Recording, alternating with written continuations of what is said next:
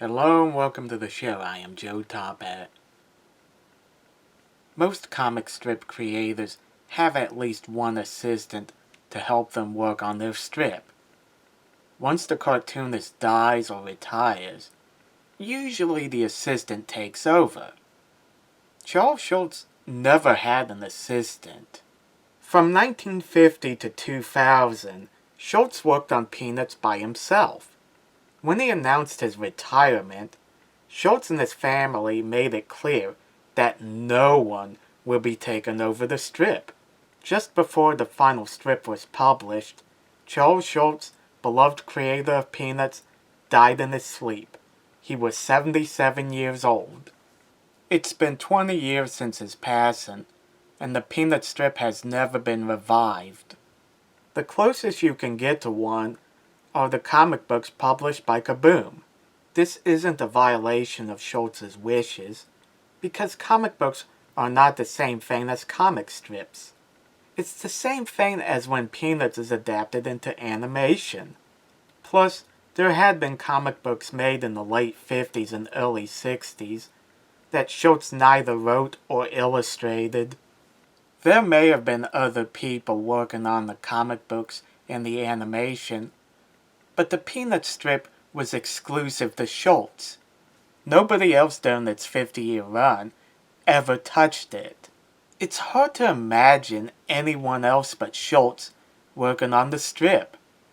But there was a time where United Features, Peanuts' publisher, almost fired Schulz and replaced him with someone else. What could have caused United Features to consider such a drastic action? Here's the story. It all started back in the late 50s, when Peanuts was first licensed for merchandise and commercials.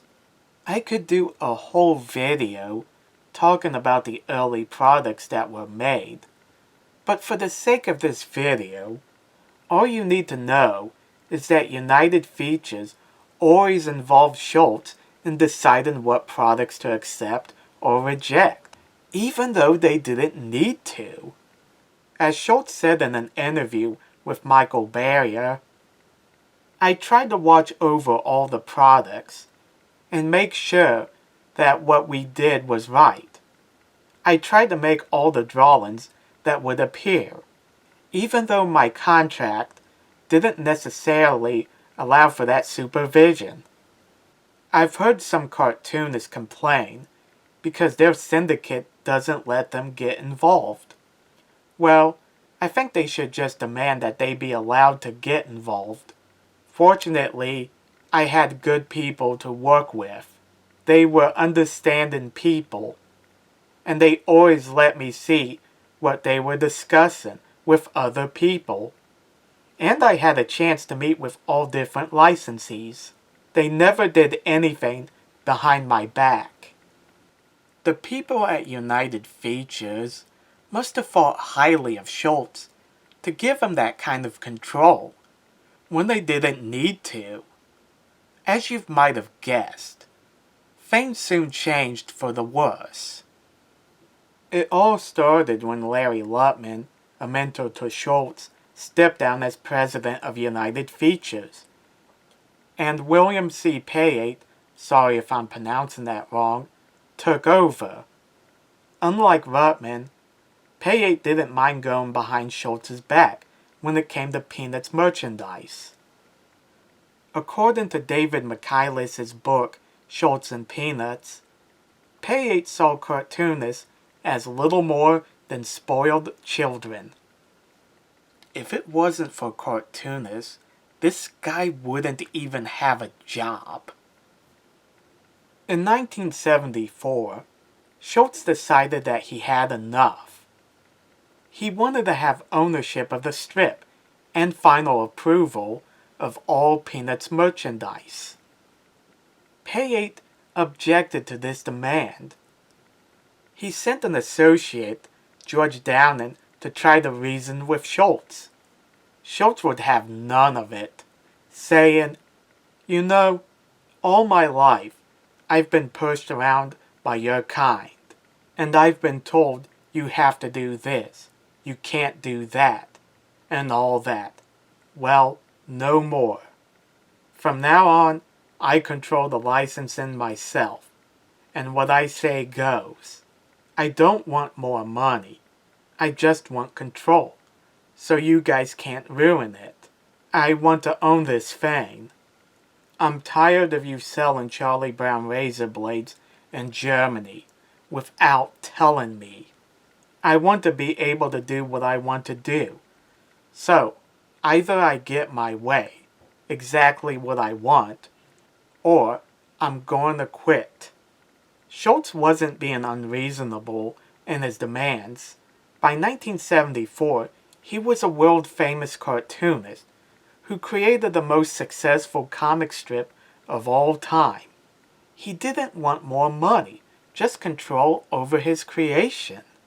As you might have guessed, Pate wasn't willing to give in. Negotiations dragged on for 3 years. Pate decided to hire Supergirl co-creator Al Postino to draw some peanut strips. In other words, he would rather fire Schulz than to give him what he wants. Needless to say, Postino strips were never used. In 1978, Robert Metz replaced William Pate as president, who then gave Schulz control over Peanuts. What about the peanut strips Al Postino drew?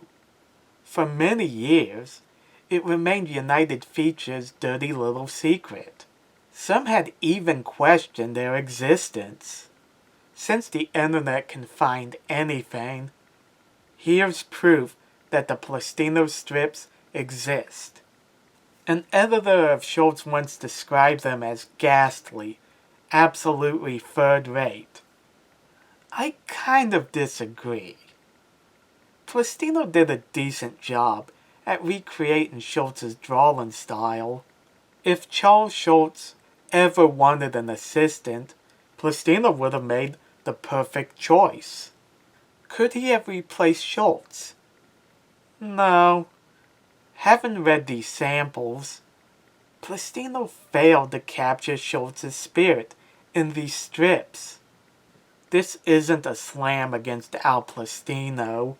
He was an accomplished cartoonist in his own right. The man co-created Supergirl, for crying out loud. It's just that he couldn't recreate the charm that Charles Schulz brought to Peanuts. It's kind of hard to explain. Just read Schulz's Peanuts, then read Postino's, and you'll see what I mean. All I can say is, I'm glad United Features decided against firing Charles Schulz. Thanks for watching. Let me know in the comment section what you guys think, and don't forget to like and subscribe. See you later.